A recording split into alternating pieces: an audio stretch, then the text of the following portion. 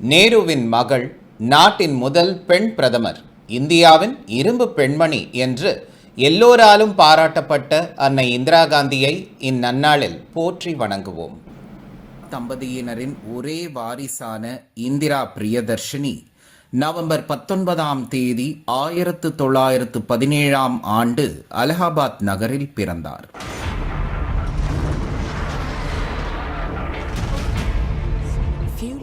When Hitler was on the rampage, why didn't you say let's keep quiet and let's have peace in Germany and let the Jews die, or let Belgium die, let France die? Would you say that was quiet? தனது தந்தையும் தாத்தா மோதிலால் நேருவும் சுதந்திர போராட்டத்தில் ஈடுபட்டு சிறை சென்றவர்கள் என்பதால் இயல்பாகவே இந்திராவின் ரத்தத்தில் தேசப்பற்று கலந்திருந்தது. ஃபெரோஸ் காந்தியுடன் இணைந்து சுதந்திர போராட்டத்தில் ஈடுபட்ட போது காதல் மலர்ந்ததை அடுத்து அவரை மனம் முடித்தார். இந்திரா ஃபெரோஸ் காந்தி தம்பதிக்கு ராஜீவ் காந்தி, சஞ்சய் காந்தி என 2 மகன்கள் பிறந்தனர். 1947 நாடு சுதந்திரம் பெற்று 1952ஆம் ஆண்டு நாட்டின் முதல் மக்களவை தேர்தல் நடைபெற்றது.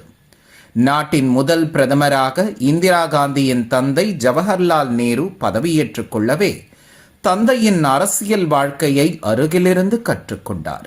கணவர் ஃபெரோஸ் காந்தி 1960ஆம் ஆண்டிலும் அதைத் தொடர்ந்து தந்தை நேரு 1964ஆம் ஆண்டிலும் காலமான பிறகு முழுநேர அரசியலில் குதித்தார் இந்திரா காந்தி. मैं कह सकती हूं कि एक एक खून का खतरा जितना मेरा है, वो एक एक खून एक भारत को जीवित करेगा. நேரு மறைவிற்கு பிறகு லால் பகதூர் சாஸ்திரி பிரதமராக தேர்வு செய்யப்பட்டார். அவரது அமைச்சரவையில் இந்திரா காந்தி மத்திய தகவல் ஒலிபரப்புத்துறை அமைச்சராக பொறுப்பேற்றார். ஆனால் லால் பகதூர் சாஸ்திரி திடீரென காலமாகவே நாட்டின் இடைக்கால பிரதமராக குல்சாரிலால் நந்தா பொறுப்பேற்றுக் கொண்டார். அவரை தொடர்ந்து நாட்டின் 3வது பிரதமராக, முதல் பெண் பிரதமராக இந்திரா காந்தி பொறுப்பேற்றுக் கொண்டார்.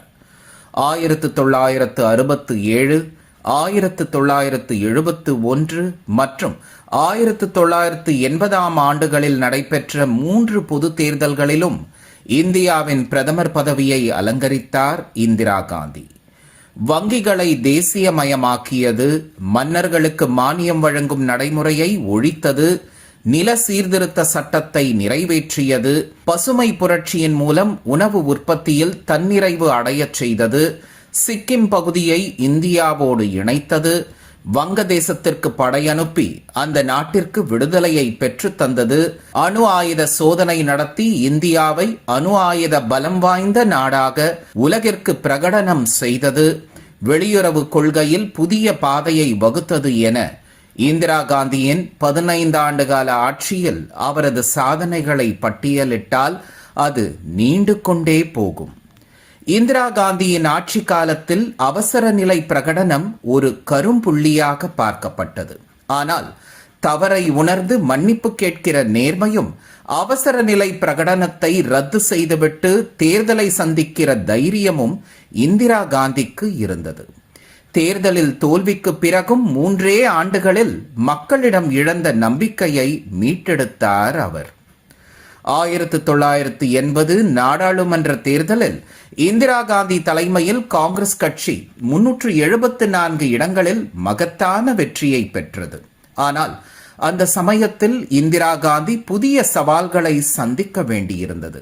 பஞ்சாபில் சீக்கியர்கள் தனியாக காலிஸ்தான் கோரி கிளர்ச்சி தொடங்கினார்கள். தேசத்தின் ஒற்றுமைக்கும் ஒருமைப்பாட்டிற்கும் பெரிய சவாலாக அந்த இயக்கம் வளர்ந்து வருவதாக கருதியது அரசு. 1984ஆம் ஆண்டில் பொற்கோவிலில் ஆயுதங்களை குவித்துக் கொண்டு பதுங்கியிருந்த சீக்கிய பிரிவினைவாதிகளை ஆபரேஷன் ப்ளூ ஸ்டார் என்ற பெயரில் இராணுவத்தினர் பொற்கோவிலுக்குள் நுழைந்து தாக்கியதன் மூலம் சீக்கிய தீவிரவாதம் முடிவுக்கு வந்தது. ஆனால் பொற்கோவிலுக்குள் இராணுவத்தை அனுப்பியது சீக்கியர்கள் மத்தியில் சர்ச்சைகளையும் கொந்தளிப்பையும் ஏற்படுத்தியது. இந்திரா காந்திக்கு சீக்கிய பாதுகாவலர்களால் அவரது உயிருக்கு ஆபத்து என்று உளவுத்துறை எச்சரித்தது. உயிரையே இழக்க நேர்ந்தாலும் மதத்தின் அடிப்படையில் தனது பாதுகாவலர்களை மாற்ற இந்திரா காந்தி மறுத்துவிட்டார்.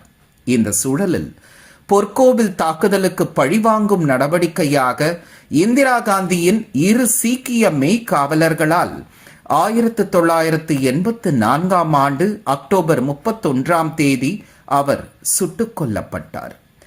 தேசம் பிளவுபட்டு விடக்கூடாது என்பதற்காக 66வது வயதில் தனது உயிரையே அர்ப்பணித்தார் இந்த இரும்பு பெண்மணி. இத்தகைய பெருமைக்குரிய இரும்பு பெண்மணியை மெகா தொலைக்காட்சி சார்பில் இந்த நாளில் போற்றி வணங்குவோம்.